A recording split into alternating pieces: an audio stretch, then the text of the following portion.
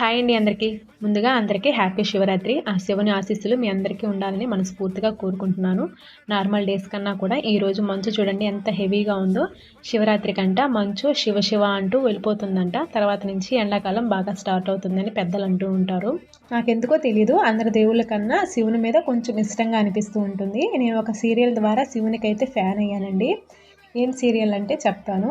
Star మాలో హరహర మహాదేవ్ అని serial వచ్చేది, డబ్బింగ్ సీరియల్ 5కి. 5:30కి ఏమో చూపులు కలిసిన శుభవేళ అని 2 సీరియల్స్ వేసేవాళ్ళు.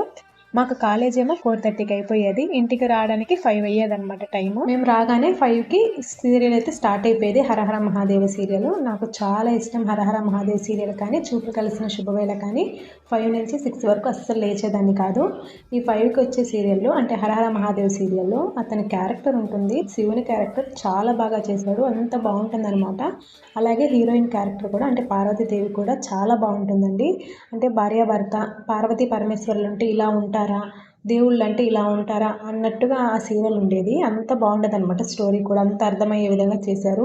నిజంగా ఇప్పటికి కూడా నన్ను శివుని తలుచుకున్నాను అంటే శివుని ఆకారంలో ఉన్న అతని రూపమే కనిపిస్తుంది. అందుకని నేను అంతగా అడిక్ట్ అయిపోయాను శివునికి.